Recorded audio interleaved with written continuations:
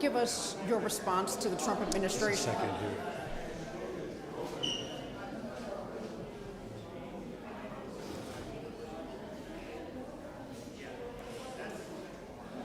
Can we not close that door?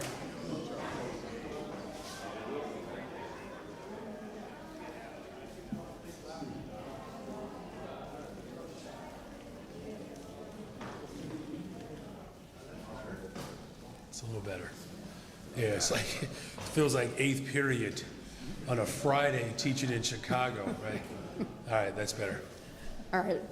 Again, good afternoon. Can you give us afternoon. your response to the Trump administration freezing the $2.1 billion to the Red Line extension as well as the Red and Purple Line projects, allegedly because of race and sex-based contracting? Oh, this is another example of how deranged this president is and how fixated he is on,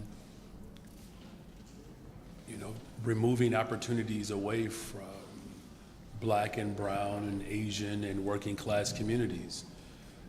The fact that he has committed billions of dollars to other countries that are undermining our farmers here in this country, or billions of dollars to other countries who are starving children and flattening infrastructure in regions across this globe, and the west and the south sides of Chicago get nothing, it accentuates that his priority has always been to represent the interests of billionaires and the ultra-rich and large corporations. And, we just opened up 4 new stations on the Red Line on the north side of Chicago.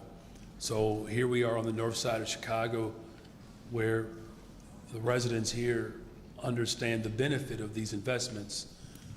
But for the south side of Chicago, he is saying that our communities get nothing. And so, I'm gonna fight it, and I'm gonna make sure that those dollars remain in our communities. And so, depending on how long the funds are frozen, what are the next steps? We're gonna use every tool that's available to me to ensure that those dollars are restored to the people of this city, and especially at a time in which the south side of Chicago is under siege with his federal agents that are terrorizing our communities, where Black families are being awakened in the middle of the night with masked, armed men with high-power weapons in their face. But yet, when it comes to making sure that the economic vibrancy of our city is prioritized, he's willing to send billions of dollars outside of our country, while working people that he promised that he would prioritize are left with nothing. So I'm going to use every tool that's available to me to fight to make sure that those dollars are restored and we can continue to develop our communities. Mr. Mayor, what do you think the president's program means for minority contractors and programs that were designed to help people take a step up? Is this kind of the end of that as far as you can see? It's not the end of it. This president is not going to stop our progress. Now, look, he has made it very clear who he prioritizes, and it's not West Side, South Side. Now, today we're cutting a ribbon on yet more affordable housing that is going to make it even more accessible for families with disabilities. But I want to make something very clear. That's a part of a $1.25 billion investment to develop our communities, the largest investment in the history of Chicago. And what it means is that I'm going to remain firm in my commitment to fight and to resist the tyranny that is coming from the White House to ensure that our neighborhoods are prioritized. If I could change gears just a little bit, we're coming up on the transit fiscal cliff. What are your concerns regarding the fiscal cliff, and what message do you want to send to Springfield as they approach the fall veto session? Well, that message has already been sent. I've been working with our Senate President, our Speaker of the House, the Governor, and talking to our state reps and state senators. They're all very clear of what I am requiring in this moment for the people of Chicago. Look, the economic engine of this state is right here in Chicago, in the Chicagoland area. And so it only makes sense to invest in the very entity or the epicenter of where our economy is ultimately, how we're driving our economy statewide. And I've had very explicit conversations with the General Assembly as well as the governor to ensure that we are fully funding our transportation system. And I'm going to use every single tool that's available to me to ensure that we get our fair share. Look, ridership is up in Chicago. Just last year, we had an 11% increase in riders. 300 million people took advantage of our public transportation system. The funding that is coming to Chicago that I'm fighting for is going to ensure that our economy continues to grow and that we have a world-class transportation system. Good morning, Mayor. Or is it? No, it's afternoon. Yeah, good afternoon. Good afternoon. Some of the language in the Department of Transportation's release referred to the review being done because of discriminatory, illegal, and wasteful contracts that are part of this. What does that say about the contractors who have been hired as part of this as efforts to expand access to the work? Yeah, well, what he is saying to these contractors is that he doesn't value the work that our diverse contractors are providing.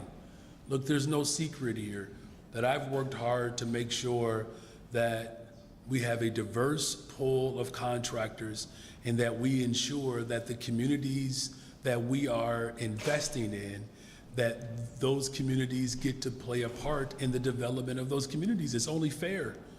And his animus towards working people, more specifically Black and brown people, that's been on display for some time. And there's no secret of how he feels. And quite frankly, he's not the only one. It's coming from the extremism in the right-wing presentation that we are dealing with right now, where they have shut down the government and they've gone after Black and brown and working and poor people in this city and across this country. And what it means for me is that I'm going to continue to stand up and fight to lead the resistance against this tyranny, to ensure that working people are prioritized and the families who have been historically left out of opportunities, that they get to get their fair share. When you talked about using all available tools to fight back, will there be lawsuits filed in order to get the funding restored or back on track? The legal route, absolutely. Resistance in our streets and peacefully assembling and petitioning this government to do its part, looking at legislation. Here's what I'm counting on. Our congressional delegation to stand alongside of me and fight this president. That's what our priority should be right now. And I'm grateful that we have members of our congressional delegation who understand the assignment and they're not getting distracted by the ideological frame that has been promulgating throughout our discourse right now. So our congressional delegation, the legal system, organizing within our communities, and then challenging people around the country, that he's also attacking our friends in Atlanta, Georgia, holding up their dollars as they're looking to ensure that all individuals get an opportunity to participate in the development of our respective cities. So to follow up, you're confirming a lawsuit is on the table? Everything is on the table. Okay, and will red light extension construction continue on time this year, or does it need to be paused until this funding is unfrozen or secured elsewhere? Well, look, the first thing that we have to do is to make sure that we're using every single tool. I believe that this is not just an egregious act. I mean, he is working outside of the parameters of what our ordinances and our state law provides for minority and women-owned participation. There's no secret that he has a great deal of animus towards individuals, particularly Black and brown and women, and just poor people and marginalized people in general. But this certainly means that we're going to do everything in our power to ensure that construction continues. The South Side has fought for this for 50 years, and we have finally delivered it. And after 50 years of struggle to make sure that the South Side is prioritized, this president is going to try to disrupt that. not under my watch. So just to confirm, no immediate plans to pause the bulldozers? We're going and to shovel- continue to move forward. Afternoon, Mayor. Good afternoon. I want to follow a little bit on Charlie's question having to do with your conversations with the state legislative delegation, specifically about transit, but I want to expand that a little bit to talk about your plan to seek out progressive revenue as a way to help the city balance its budget for next year. How are those conversations going with the legislative leaders, and do you believe that the legislature will be in a position to consider some of the things you'd like to do during the veto session? Well, let's just break this apart for a second, okay? First of all, my budget is going to reflect my values. That I said that we're not going to balance it on the backs of working people, and that, you know, I made a commitment not to raise property taxes, and so my budget won't do that. Now, we are going to challenge corporations and the ultra-rich to put more skin in the game. So I'm going to do that. It also includes challenging our General Assembly to fight against the Trump tariffs. Though most of them are illegal, the state government has an opportunity, just like the city government has the opportunity, to resist this this hyper concentration of wealth into the hands of the few. Now, you heard the Speaker of the House express support and interest in a tax on millionaires. So I know these conversations are happening because I'm having them. Now, in terms of the political motivation, what better time for Democrats to stand up against Trump and the ultra-rich than right now? I'm going to stand up against them, and I'm counting on members of the General Assembly and the governor to do the same. Now, look, we're all in lockstep as it relates to making these critical investments to build the safest, most affordable big city in America. Do you know that there are more people bragging about the beauty of the city of Chicago than in the history of Chicago? So everybody agrees that I'm apparently doing a pretty good job, right? Because from the governor to the attorney general to the county board president to our business leaders, guess what they're all saying? That our investments are working and that crime is down. In order for us to be able to maintain this trajectory, we're going to need everyone to stand up against the Trump tariffs and his taxes and ensure that the ultra-rich that he is bailing out right now, that they pay their fair share. A quick question, if I may, from my colleague Brandon Eisen, who isn't This is here. about the Cubs? This is not about the Cubs. That's right. I assume you're pro-Cubs. I'm the biggest Cubs fan in the world right now. Okay. Yeah. There might be some people outside the ballpark who would take issue with that. But here's the question from my colleague. The city has halted demolition on the Damon silos over concerns about dust.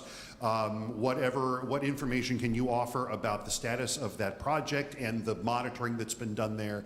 And what are you telling people who live in that area who are concerned about the fallout? Yeah, we hear their concerns, right? And you know, we're going to work with the community to make sure that there is a process that maximizes safety. You know, look, the commitment has been made for the demolition of these structures, but with the concern that has been raised, you know, I'm working with our Commissioner Tovar. We're working with community partners to ensure that we can do it in a safe way. Yep. All right. One more question. All right. You opened up the door. And so, Okay. Cubs are going to Milwaukee. Yeah. What's going through your mind as the mayor of Chicago, and what do you want to say to the Cub fans who have been waiting quite a while to see this happen again? Yeah, you know, so this is an exciting time for Chicago. I mean, you know, our sports teams play an incredible role in our economic vibrancy. You know, we had a conversation with Joe Mansueto just a few months ago. He came to my conference room and I said, we have to have community benefit and public use. And in just a few months later, with the help and support of Chairwoman Dow, we were able to do something in a part of the city that had not been done in 50 years. And it's the first time we're building a new stadium in 30 years. And I'm lifting that up is because we work with the Cubs and the Ricketts and their organization to do our part in collaboration with the state to bring the Major League Baseball All-Star Game to Chicago in 2027. So we're moving in the right direction. So I think it's just only right that we go ahead and just win the World Series right now. And here's the part that's pretty cool. So I was having this conversation with my son. He's a senior at Kenwood. He plays baseball, and my other son plays as well. And I said, listen, you are 17 years old, and you're going to witness 2 Cubs World Series, a black president, a black vice president, 2 women nominated to be president of the United States of America by a political party in your 17-year life. I'm counting on your vote in 2027 because I've delivered for you, son. So go Cubs. Thank you all. Have a great weekend.